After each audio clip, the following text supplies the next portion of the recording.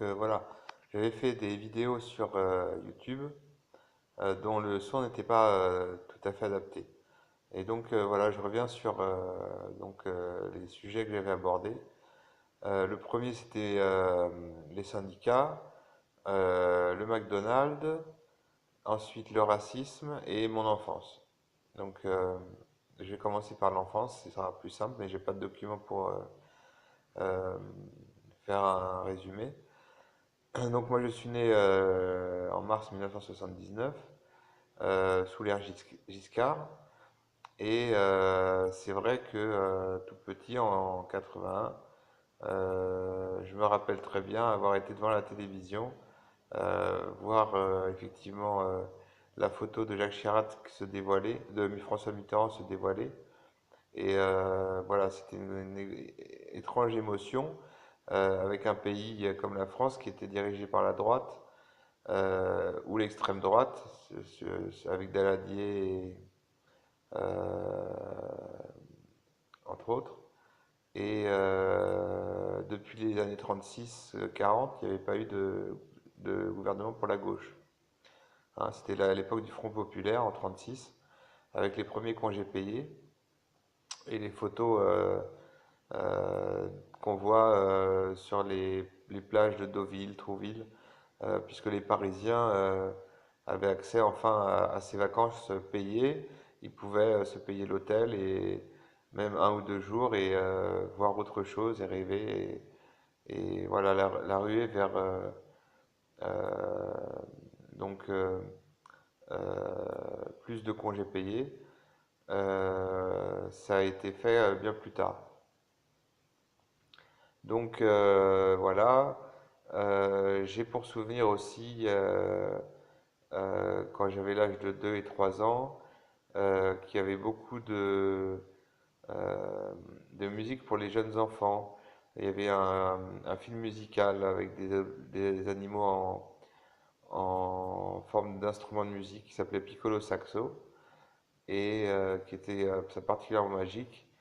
Aussi Pierre Lozère qui chantait euh, des chansons pour les enfants. Et puis Pierre Bachelet sur les photographies de ce vieux caillou. 3 milliards de fourmis qui courent après nous. Mais on sera combien quand on aura 20 ans en l'an 2001? Et j'ai eu 20 ans en l'an 2000. Enfin, j'avais 20 ans en l'an 2000. Voilà, toutes ces générations-là, on était très protégés parce que voilà, l'enfance était protégée, complètement indépendante de l'âge adulte. Mes parents ont connu d'ailleurs la majorité à l'âge de 20 ans. Moi, j'ai eu la majorité à 18 ans. Et on jouait avec les enfants du quartier, aux cow-boys, aux Indiens. On avait des tenues de déguisement. Et quand il neigeait, parce que le temps effectivement était plus froid dans les années 80 que dans les années 2000, effectivement on faisait de la luge dans le quartier et c'était absolument fantastique. Voilà. Sinon, j'ai aussi participé à toute une génération de garçons et qui pensaient que le monde de l'espace nous donnerait des capacités décuplées. Et effectivement, dans cette veine-là, on a tout un tas de personnages mythiques de l'enfance qui sont les Cosmocates. C'est des Starlions qui arrivent sur une planète après avoir été détruit sur sa planète d'origine et avec sa compagne et puis 2 ou 3 personnages qui, qui étaient donc des mi-hommes, mi-félins. Il y avait Ulysse 31 aussi, qui est un personnage qui, euh, avec Nono le petit robot, qui doit sauver la planète Terre. Et Capitaine Flamme aussi. Capitaine Flamme, tu n'es pas de notre galaxie, mais tu viens jusqu'ici, Capitaine Flamme, euh, par-delà les galaxies, pour sauver notre Terre. Voilà. Et pour les films, on va dire, d'épouvante, quand j'étais jeune, c'était surtout, comment dire, euh, des films qui n'étaient pas privés. C'était des films à la collégiale. Donc Massacre à la tronçonneuse ou euh, les, la, la colline à des yeux, où effectivement Carrie, la fille, la jeune poupée qui à la fin du film enflamme tout son quartier et voilà dans une atmosphère d'apothéose. Et voilà, donc j'étais éduqué à la religion catholique, donc on prenait beaucoup d'importance à expliquer Moïse, les saints étant considérés plus comme des vecteurs de la religion que comme des êtres surnaturels. Et puis, dans les films plus enfantins, c'est-à-dire qui permettent à l'enfant de s'épanouir et de rire, et il y avait les, les Popples pour la génération un peu plus de ma sœur, et puis les Bisounours avec euh, une sorcière et puis un petit chien qui était tout le temps en train de faire des bêtises.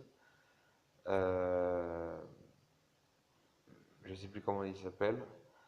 Euh, bon, enfin, bref, ça me reviendra. Et il y avait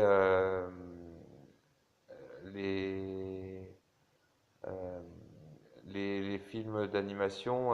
Il y avait Bibi Phoque, le petit phoque qui veut se rester avec ses parents, enfin qui a perdu ses parents, et dont les chasseurs finissent par accepter que le phoque doit être protégé. Et puis voilà, dans le film avec les bisounours, les bisounours sont tous des, des croissants de lune, des fleurs sur le plastron qui les différencie. Et la sorcière essaye de les attraper comme dans les Schtroumpfs avec un chien qui s'appelle Bestiole. Elle est toujours Bestiole, où es-tu? J'ai besoin euh, que tu détruises les bisounours.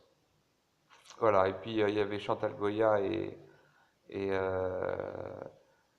qui chantait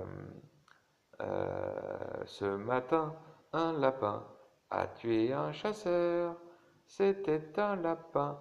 Et, et après, je sais plus. J'arrêterai à 10 minutes pile, hein. Donc, et puis aussi Chantal Goya, oui, j'ai dit. Et puis avec euh, les Barjots, je sais plus. Euh, comment elle s'appelle déjà?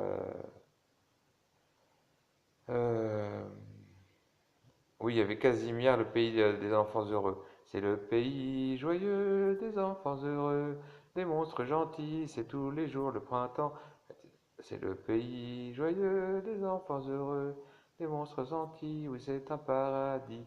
Où il y avait des enfants qui étaient avec Casimir, une sorte d'extraterrestre orange.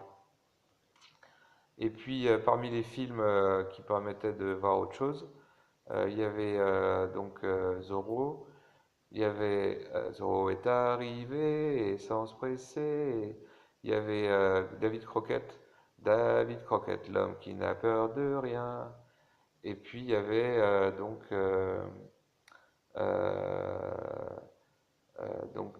la sorcière bien aimée avec le petit nez qui faisait des magiques.